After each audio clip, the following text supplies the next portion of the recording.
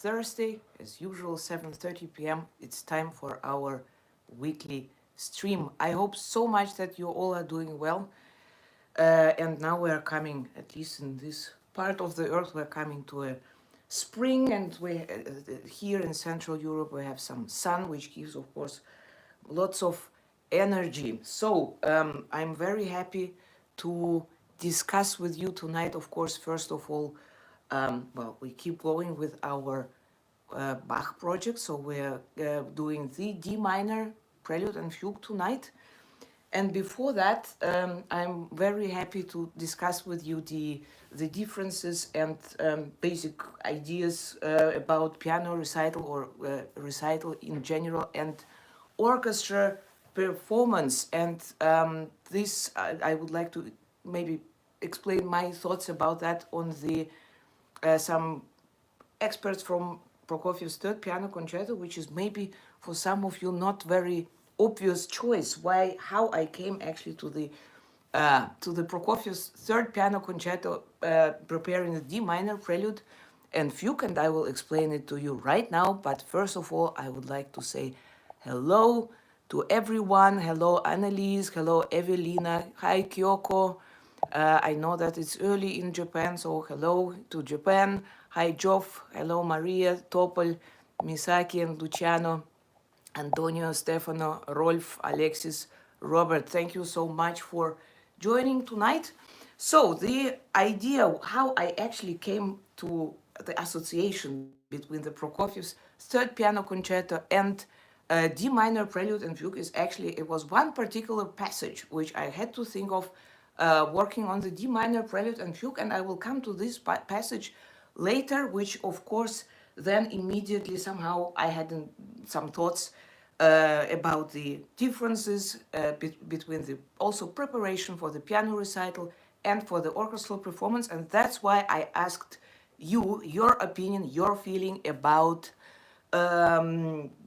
yes, let's say a difference or just your feelings coming to a piano recital, your expectations even maybe between the attending the piano recital and orchestral performance.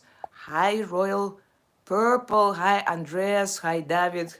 Hello to Istanbul, Pelin. Hi to New York. Hello to UK, to Shinta. Oh, Joff, I see that also for you, Prokofiev third is one of the very special ones. Oh, hello, Yoshi, to Osaka. Yeah, very nice to see you. I appreciate that you joining us, even if it's so early in Japan. So I had a very it was a very close run actually at the voting on the Instagram between the concert with orchestra and piano recital. So this is the result. We have 52% for the concert with orchestra and 84 for recital. And I had some, well, anyway, thanks for voting and thanks for sharing your thoughts about that. Francois was saying a solo recital is a metaphysical experience, the interpret being the one and only channel to the music, which is of course absolutely right, because once you are alone on stage as a performer, you let the music speak, and you are in a way of course responsible for everything what is happening on stage, which is of course well, actually I know how difficult it is actually to answer this question, because it's in a way it's like I don't know, it's like asking, do you prefer, I don't know, Goethe or Schiller? So it's a kind of very difficult thing to say, but indeed it has something in common, the performance, solo performance and the orchestra performance, because it's about making music, but of course there are some different aspects, and many saying that for instance, Eric is saying, I like the intimacy of a recital, the pure colors of the piano and the artist's soul are revealed. So of course, in a way, indeed, it's a very direct communication between the soloist and the audience. Helia said that since I never had a chance to play with orchestra, I'm very eager to experience this. Helia, I wish you that you really very soon have an occasion to perform with orchestra, because it's a really amazing feeling being surrounded by so many people and sharing this amazing passion to music that and of course to communicate with the orchestral musicians. It's a very spontaneous process that you also exchange musical thoughts at the moment. This is of course the rehearsal is one thing that you discuss things, you find some ideas together, but in the concert, of course, it's so many things are happening, are very unpredictable, and this is actually what I admire about the orchestral performances or performances of chamber music, that you have this spontaneous, this element which you never predict, and even sometimes it's some things which you discuss, but in the concert you make them completely the opposite, and to feel how people react, that somehow it's like feeling the same, the same, or let's say speaking the same language at this particular time, at this particular moment, and this is very very special special moment. Annelies, I hope I can play with orchestra one day. I've only played. Yes, Annelies, of course, I know it is a very different. But first of all, the sound is very different. I mean, what I mean with the sound, of course, the piano sounds different than the orchestra. What I mean is that the material, the musical material which you hear in a piano arrangement is basically completely different, of course, than you have it in the orchestra, because of course the part of second piano is always very reduced one, and this is not really this is not it sounds different, and sometimes the texture is of course also very much reduced. Oh, Alexis is encouraging us, saying that you might have light issues during the concerto. Sure, but from this point of view, it's also possible to have issues once you are alone. And well, I think that belongs, the small things which happens, they belong to a live performance, which make it indeed live, that you cannot repeat it, you cannot fix it, and you have to deal with it. And this is a part of this moment, which is can be also very, very charming. Bob is saying it is like singing in a choir or performing in front as a soloist. Absolutely, this is very similar feeling. But I have to say, for my personal feeling, it is how should I the idea, for me personally, that's how I feel it. The idea of performing with orchestra is still to performing with other people. So even though it's called solo piano with orchestra or solo instrument with orchestra, I think for me it is very important that still we're literally united in this musical moment, that we share the musical thoughts, and it's more like playing with partners rather than that the orchestral part is like a kind of accompaniment. I think that orchestral part, and with the time, and especially in the third, let's say, not especially, but from the late 19th century, and of course in the 20th century, the role of the soloist has completely changed. And it is sometimes not possible to understand the piano part alone without knowing the orchestral music. And this is a part which I will be coming later when we will talk about the third piano concerto. Um, Marek is asking, how is it that you hear mentally all orchestral parts? And what about sympathy with conductors? Well, I, Marek, I don't think that I hear. I mean, of course, what is for my personal preparation very important is to have indeed also an orchestral score, even if it's a small one. But at least that I have an idea, a clear idea which instrument is playing some relevant part, because I think it is crucial, because of course being let's say a pianist playing a piano concerto, you are so much involved into your own part, and it is uh, essential sometimes to realize, okay, here in this section the piano is actually not so relevant, because some wind instrument has a solo part, has a melody, has a thematic material or whatever. So it is always a piano part belongs to the entire piece, and it's not only always in front. But of course, there are very different types of the piano concertos, which have indeed varied. The genre itself changed so much, starting from Bach's music, because in Bach's music, of course, what we had, we had basically, of course, the continua, but also the violin concerto, because the D minor prelude is entire, let's say, a real violin or string piece, and with the soloist was playing. It was not even real sol in a way. It was a part of the players were all playing together the tutti parts, and some parts were played by the first violin.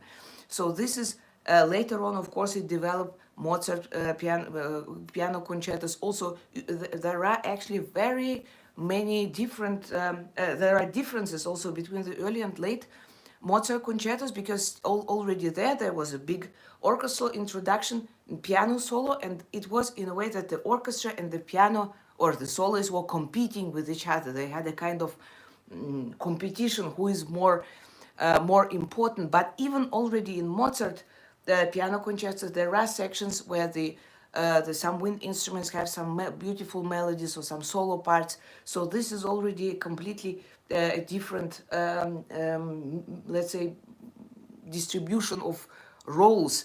And of course, starting, of course, I would like to say just some words about the Chopin piano concertos, because it's something, uh, for me personally, I'm talking only about my personal perception. It's something between the classical concerto and the romantic concerto. But I think that it's sometimes this feeling, somehow I get this feeling that the orchestral part in Chopin concerto is very easy, and this, I think it is essential.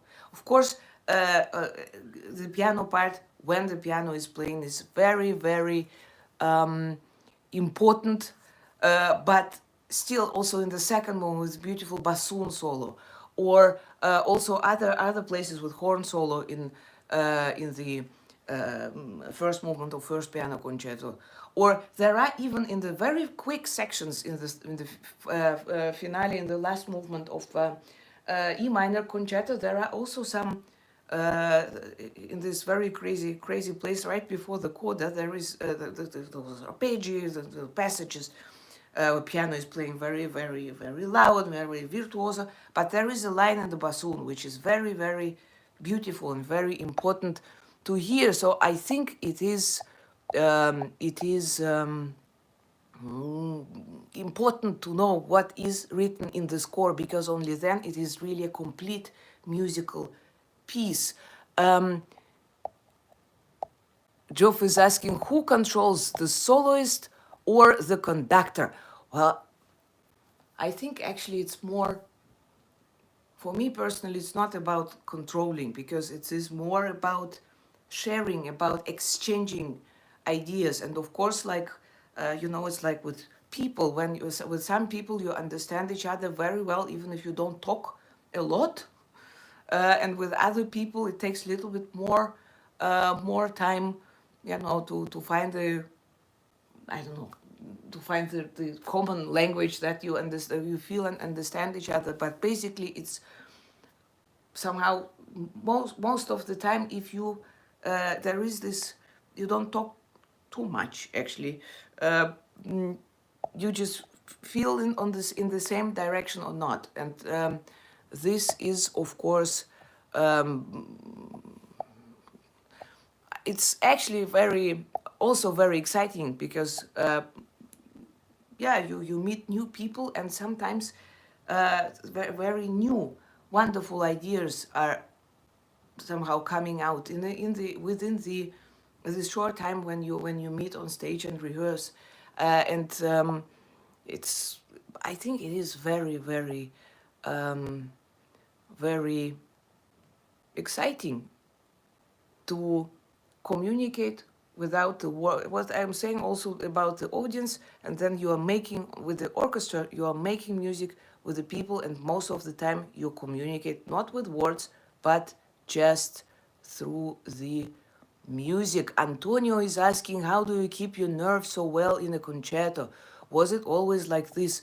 Well, I think there is actually not such a big I mean, in a preparation, yes, maybe you learn a little bit more also, but basically once you have the idea of the piece, it doesn't matter if it's a piano solo piece or an orchestral piece. So it is, well, the difference is not so big, but to be honest, after the orchestral performance, of course, no, other way around. After the piano recital, we have no other people to blame if something went wrong. So you know that only you yourself were responsible for what is going on. No, I'm never, I'm very rare mean to people, and if something goes wrong, then it just goes wrong. That's yeah, that's part of this live musical experience. Um, Marshan is asking of Chopin piano concertos, which do you think is the more superior one? Well, this is very difficult to say also about the orchestration, because it's not really clear who made the orchestration for the both Chopin piano concertos. And I think Marek was asking whether I have ever leaded an orchestra from the piano. Yes, actually, I didn't lead. I mean, I had great experiences playing with chamber orchestras like Academy of St. Martin in the Fields, or also with Cremerata Baltica with this chamber orchestra. I had a very long relationship, and we played very different concertos, and this is also a very interesting experience indeed. Coming somehow, it feels more coming to the back to the roots, in a way where the soloist was leading the orchestra. Never mind if it was a violinist or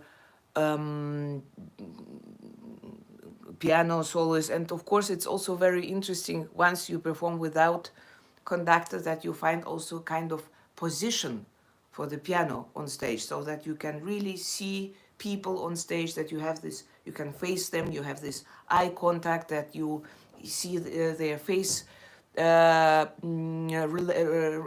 reaction. It's all very important, because this connects, this gives you a very clear connection also with the people.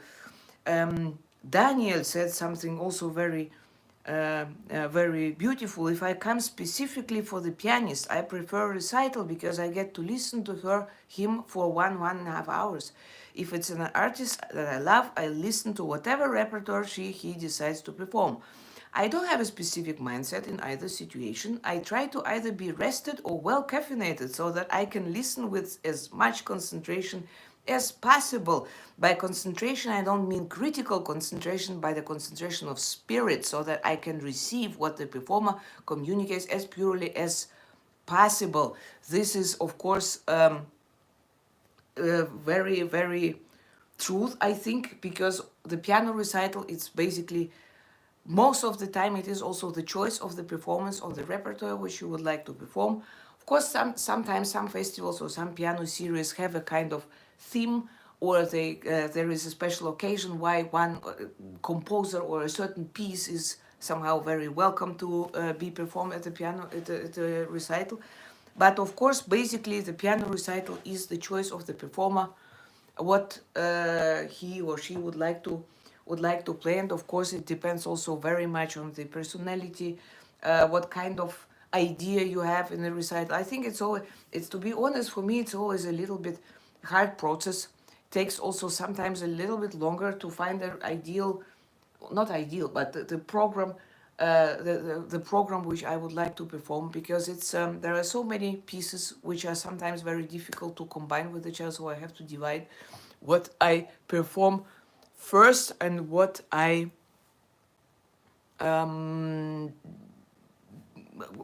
how I do this mixture uh, between the people, because I personally don't like this kind of salad programs. That's where you put everything. So basically, for me, it is important to have a kind of general line going through the entire recital, so that I have a kind of concept of that. It can be genre, it can be tonality, it can be relationship between the composers. It can be actually also a contrast between the pieces, or between the composers. So it's a very big field to discover, and so many countless possibilities of making a program. Keith is saying, if it's a soloist who I particularly want to see, then a recital every time. You will hear them playing probably several contrasting pieces in a more intimate atmosphere. Of course, in a piano recital, you have a possibility to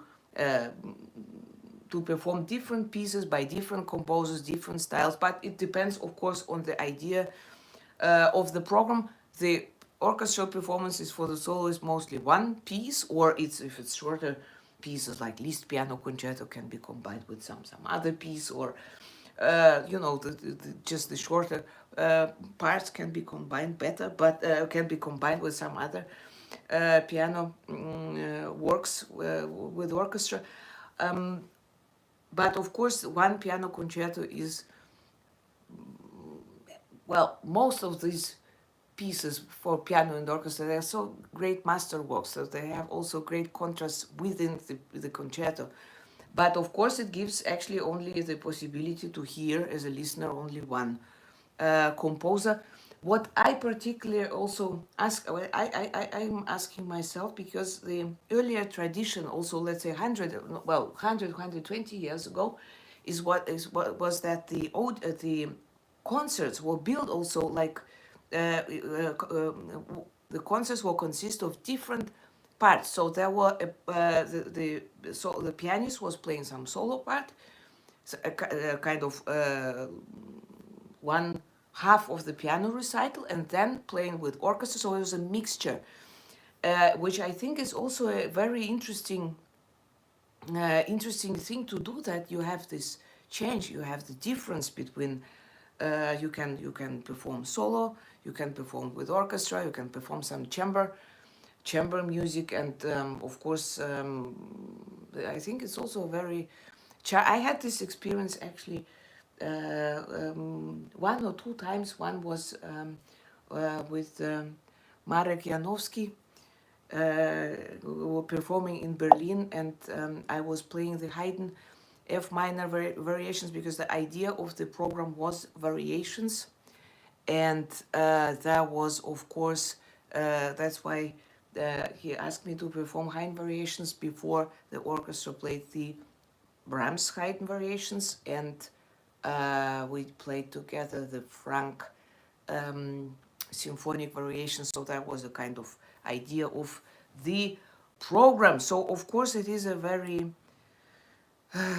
also a very interesting moment. So what can you do within one performance? I mean, also playing some chamber music, which can be also very, very charming. Sabina is saying, I like variety. When I attend the recital, the connection with the artist is stronger and I can focus better on what the musician wants to express, which is of course also very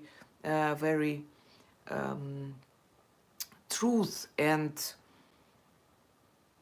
another comment from Misaki, which I also very much like, myself playing with orchestra is so different compared to solo recital. It's so much fun with a lot of instrument and people, big chamber music feeling. Scale of the sound is bigger than solo playing. Solo playing is much more freedom, can be meditation moment, easy to create own world. Sometimes lonely to practice alone, but at least not necessarily to rehearse with others, which is, of course, yeah, of course, being a pianist, we spend most of our time alone. I mean, of course, we're not alone. We have our piano, which is a kind of like a, I don't know, part of the body or a voice or partner, friend.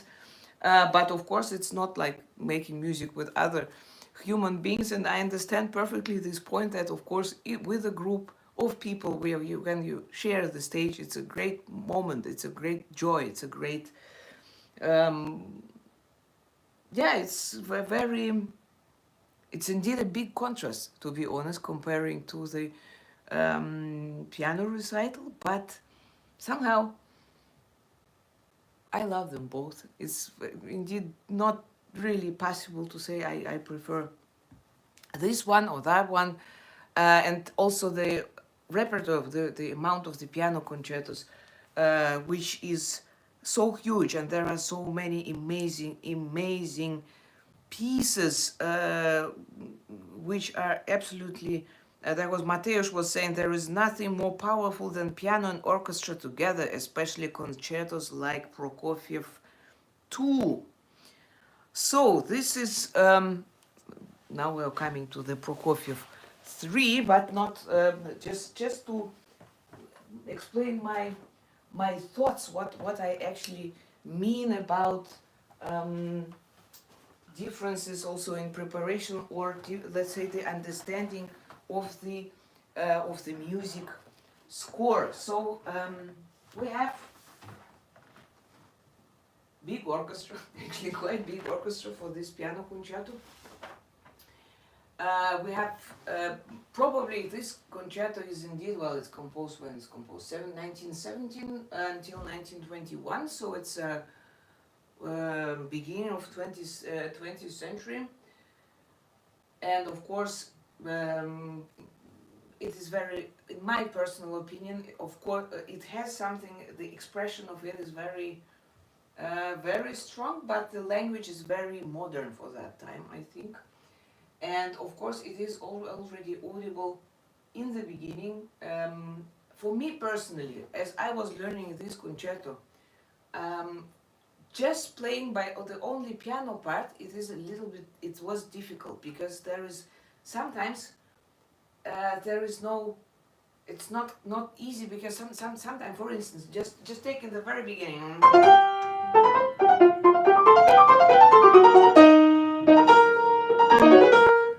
We have this octave, and it is clear that it's somehow a main theme or something like this, but it has no harmony, it has no bass, it has no basement. So in a way, it's somehow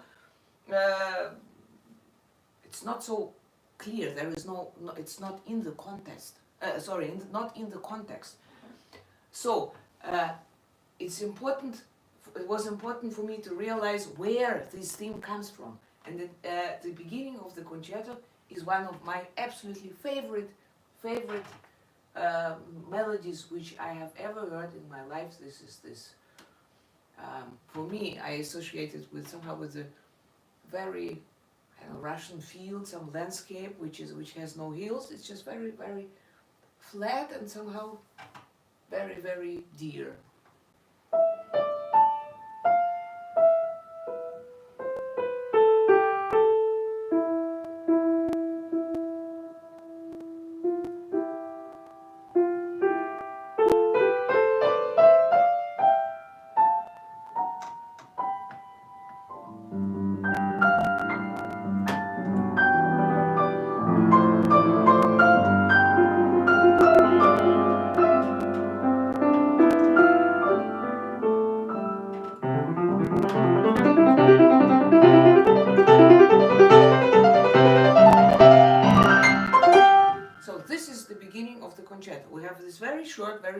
classical clarinet, well, there are two clarinets, and then later on the violins with the flute. But this melody is very crucial for this piece. So we have.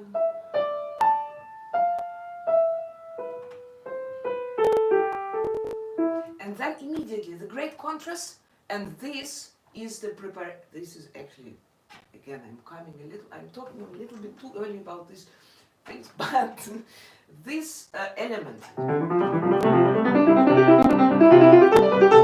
this is actually the passage which made me, well, let's say, which came to my mind after practicing the D minor prelude. But first in the orchestra we have this very active, very lively music, and then we have finally this explosion to the here.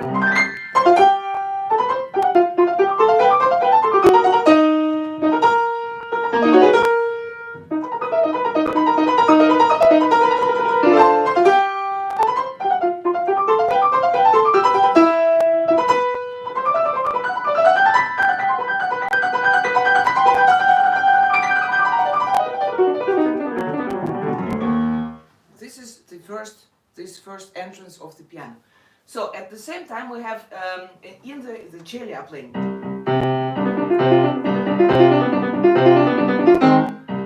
So we have this basement in the cello, which is also very helpful for the rhythm, because of course it is for the piano. When you practice it, it's just, as I said, it has no context. So it is very important to feel that when you will play it with orchestra, you will have this bum, bum, bum, bum. But what I mean, well, the second element, so the crucial elements are coming first in orchestra before they are coming to the piano. I would like to share with you my, I made a great, how can I say, I explored something for myself recently, because this motive we have in the beginning. This is the same motive, the inversion of the first motive, which means that it's all somehow connected. I was very excited about this.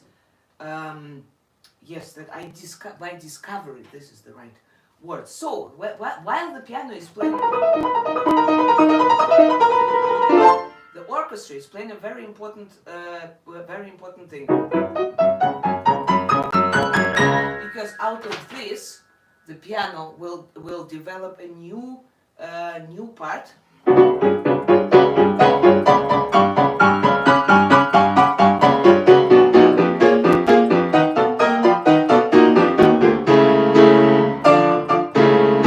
Here, the orchestra is coming with the syncopations really between the piano chords. So they are here. They are really competing. It's a little bit difficult to play, but.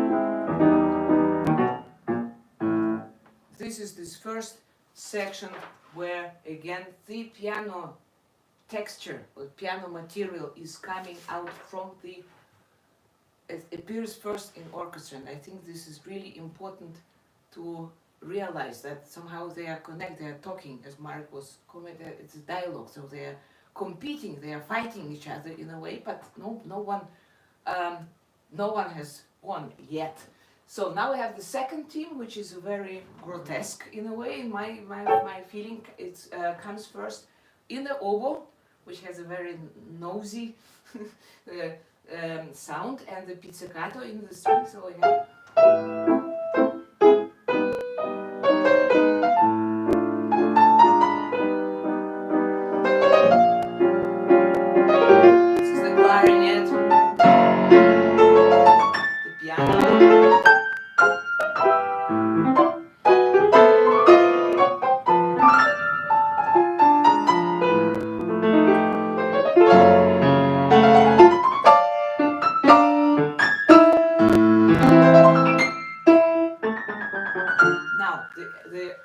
again the oboe takes over, and it has again this is the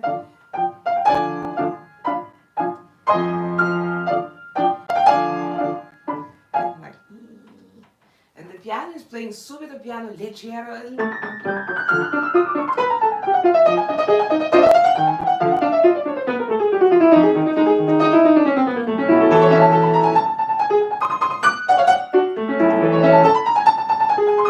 again the piano.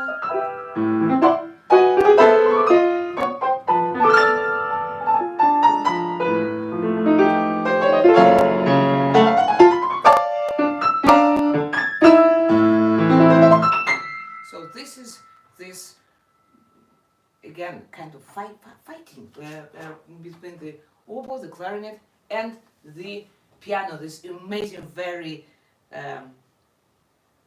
strong character with this kind of sarcastic mood, which I think Prokofiev really brilliantly composed into his music. So now we're coming to this very special part, which is più mosso. And when you see how the piano part looks like, it looks like this. Here. So we have this very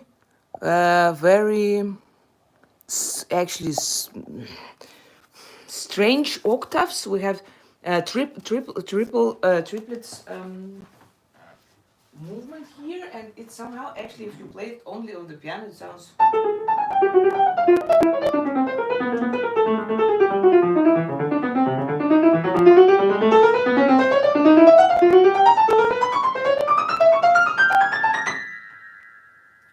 I mean, well, yeah, it shows the octaves, and it is very uncomfortable, to be honest, because your left hand is, it's not it's crossing the whole time, and you're changing. Sometimes it plays the upper voice, but once you look to the orchestra, you hear.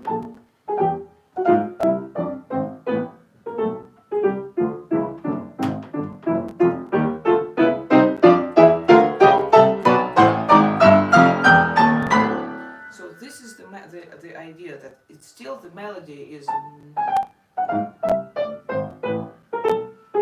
This is what we keep in the mind.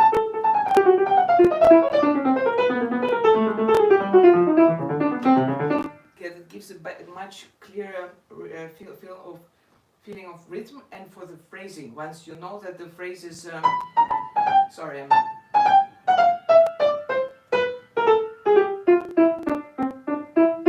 you can also phrase it together with the orchestra and not just playing taka taka taka taka taka taka taka.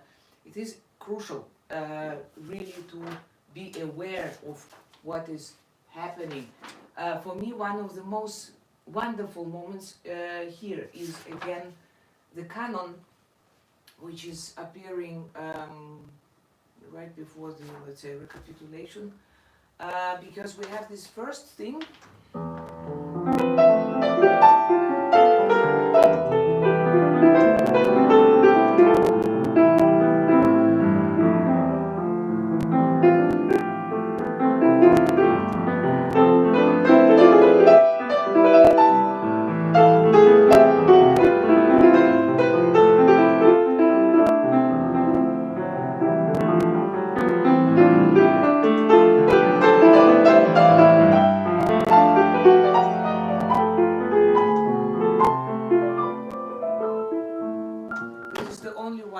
Time when the theme appears in the piano, but let me show you what is happening here, because this is absolutely amazing. So we have first this motif in the piano. We have this already in a very thick. Oops! Wow, that also. I'm sorry, Sergei Sergeyevich. I feel very, so I didn't mean any disrespect. So what I mean is and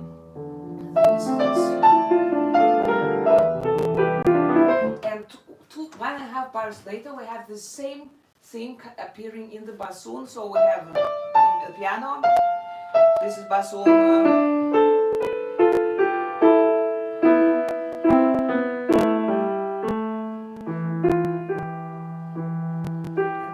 clarinet.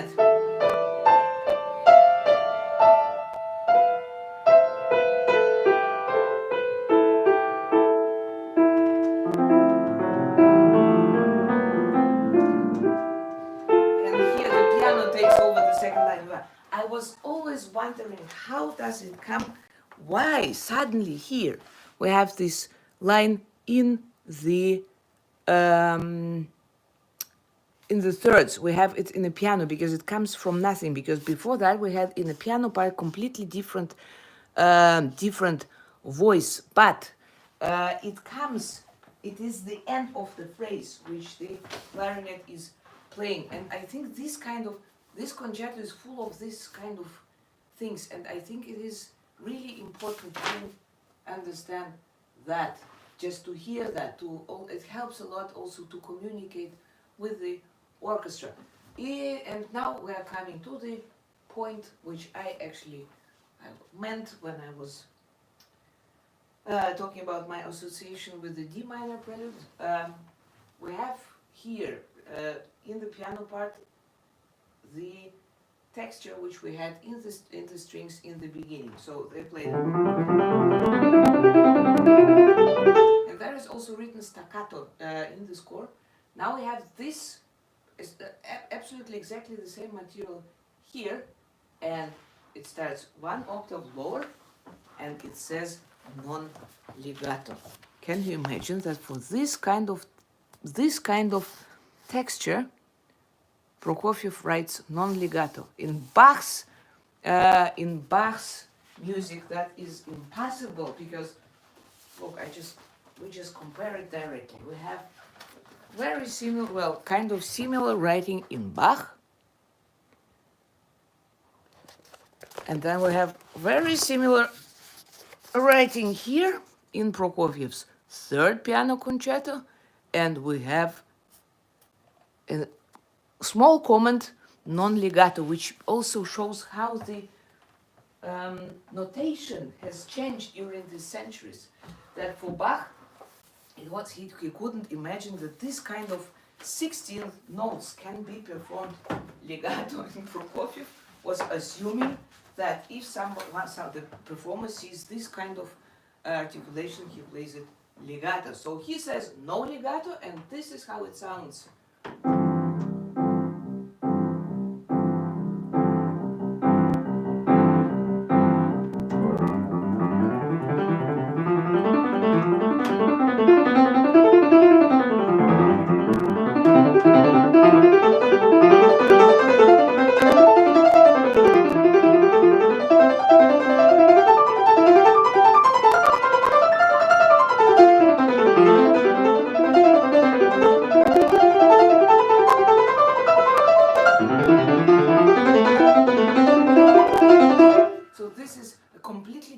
Language. This is suddenly this very active, this very string instrument-like articulation, and this Prokofiev also repeats in the end, when first he lets the piano play this, then the piano is joined with the same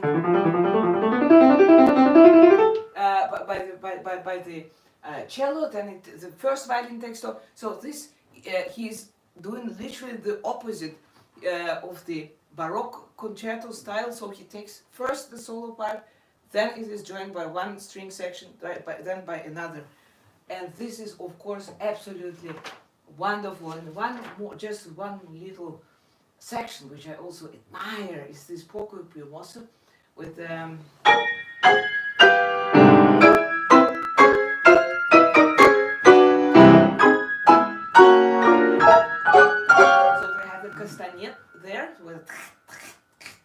For me, it sounds a little bit like, I don't know, skeleton bones, you know, like a skeleton smiling and making this.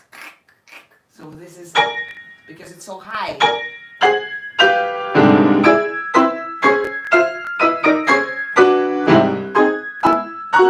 But basically, of course, Prokofiev's music is absolutely. For me, it has so full of ballet, of this kind of scene, the very strong visuals, strong pictures, and of course in these sarcastic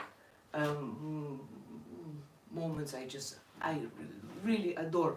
So I think this was just a thought how to share to share the ideas about the what kind of things can be also important when you think about the piano concerto, and this is, of course, this particular piano concerto is really absolutely um, wonderful. So now we're coming to the D minor Prelude and Fugue, which is, as I already mentioned, it is a very instrumental piece. It is can be seen also as kind of inspired by maybe by Vivaldi, because it has some very um, clear string moments. For instance, there are also older versions. There are some older versions of this prelude where it is also very clearly written. For instance, there is one.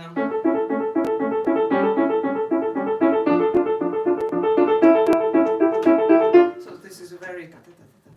Indeed, to be honest, I always see one of the violinists who I really very much admire is Frank Peter Zimmermann, and somehow when I play this section, or when I hear, I literally imagine him performing this.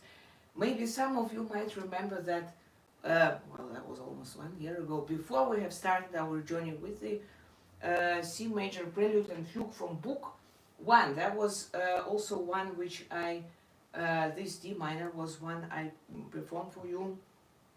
And I said by then that I'm sure that when I'll be back here, many things will change in my feeling, or I was wondering whether they would. And of course, to be honest, it's I feel so happy to have done the first book already, and for me it's not easy also to put it in words, to describe it in words, what particular I have learned now, what changed, what really has changed in my vision of the.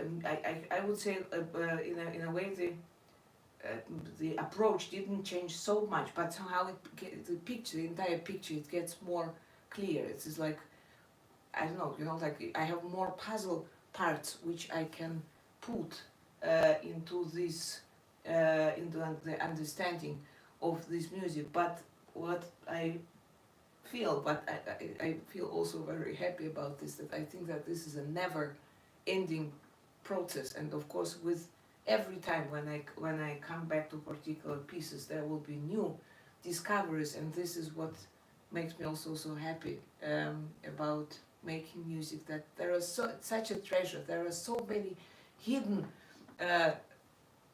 things in it, and it's a great joy to discover them, and of course to share these discoveries also with you. So just to give again a kind of idea what I do. So the beginning is definitely tutti. So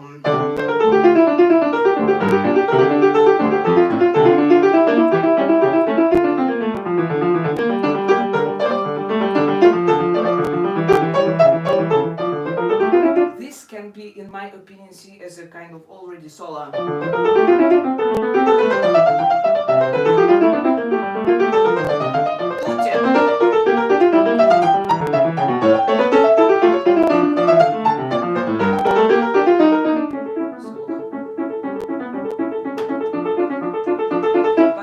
You can do actually whatever whatever you can imagine. This actually helps a lot also in the choice of dynamics, that you know that some passages, some bars, if you imagine full orchestra sound, soloist sound, it's always, you have more variety. You can do a little bit more with the sound rather than playing everything on the basically on the same volume.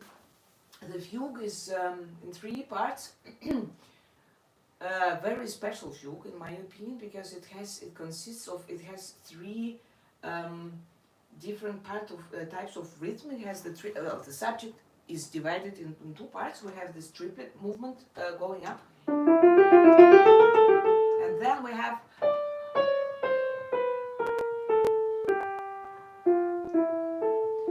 a great contrast. This very quick going up, and this chromaticism going down.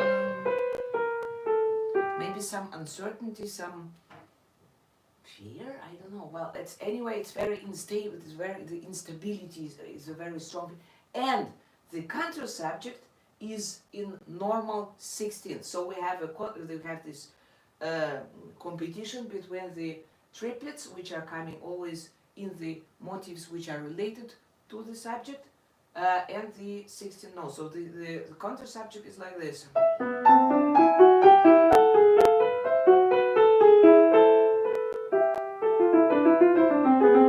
But they actually almost never.